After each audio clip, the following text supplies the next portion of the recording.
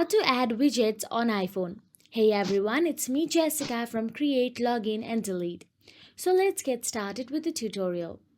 First of all, adding widget to your iPhone home screen or today view can help you quickly access important info like weather, battery status or any app's information.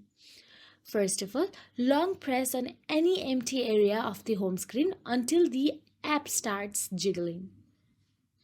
Now all you have to do is tap on the edit option of level, then tap on the add widget. Now scroll down and choose a widget for you. Then tap on the widget option of level there.